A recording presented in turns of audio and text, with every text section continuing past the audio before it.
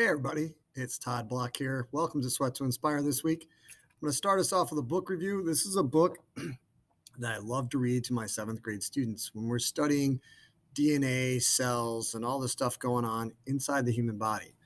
It's a book by Jennifer L. Holm, and it's called The 14th Goldfish.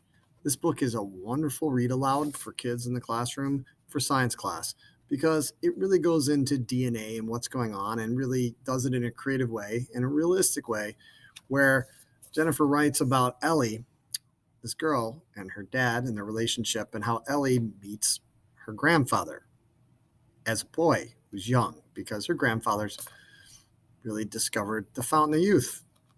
And it all starts off by her father telling her that they were flushing a goldfish down the drain that had lived for a long time, and he discloses it's the 14th one that's getting flushed.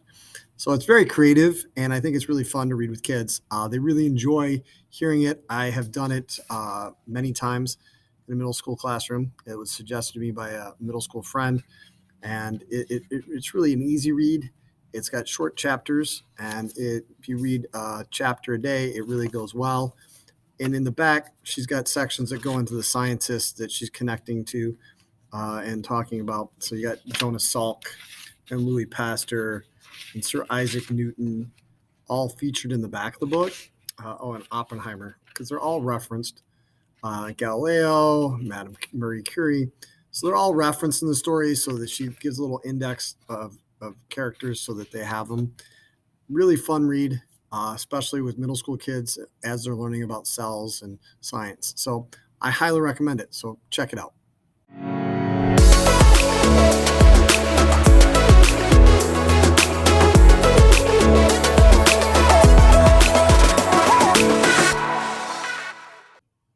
So this week's sweat is student sports.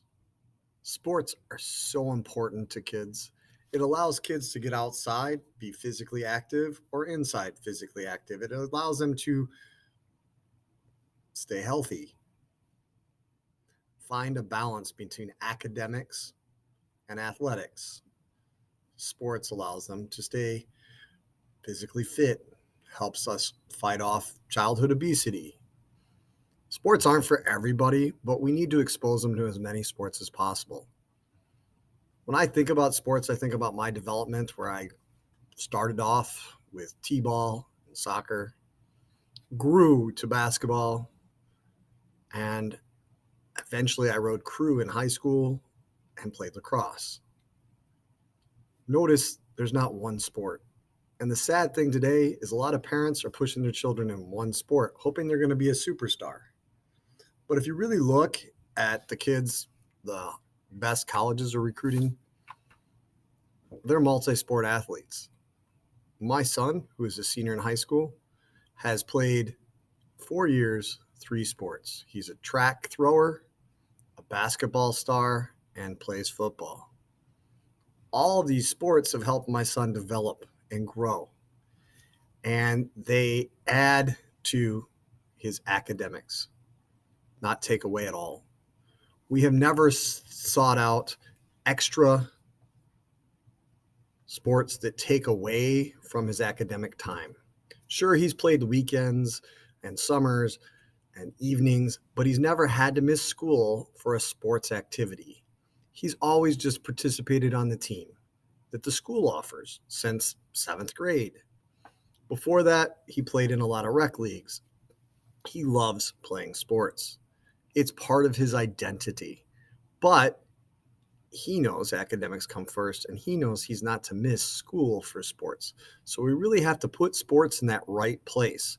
We have to make it so the kids know the value of it.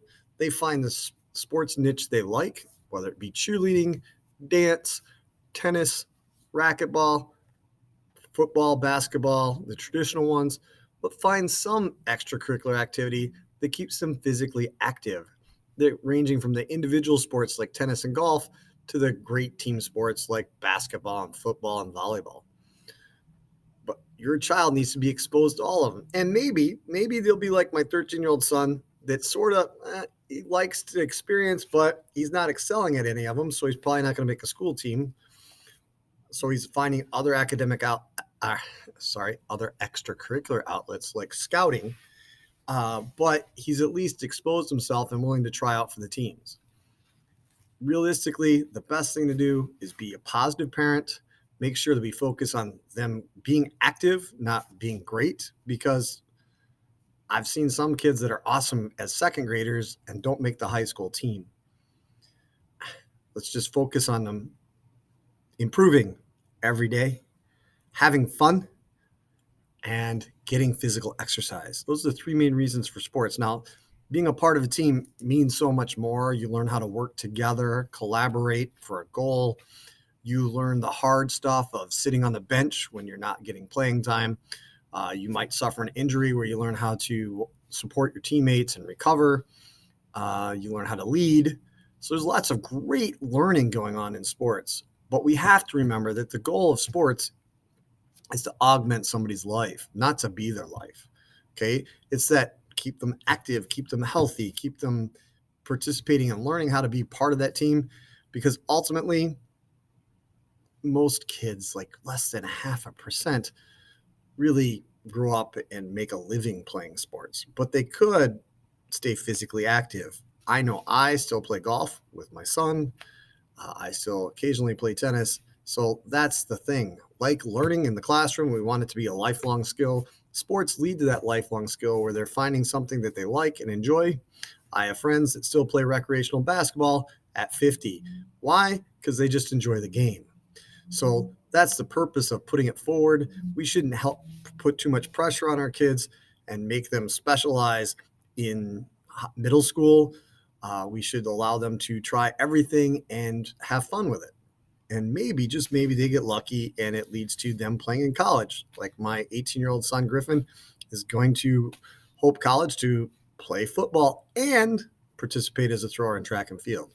So, that's the ultimate. Very few kids get that far to get to participate in the intercollegiate level of sports. When I was in college and I went to college, I got to play intramurals, sure. And that's the thing. We want our kids to experience life and have fun, and who knows where it might lead them. We never put too much pressure on them. We just tell them to get out there, have fun, and get better every day. So that's our sweat this week. I hope you have a great week, and I hope you enjoy our vlog, video, podcast, whatever we want to call it. Take care. Never stop sweating to inspire people to get better.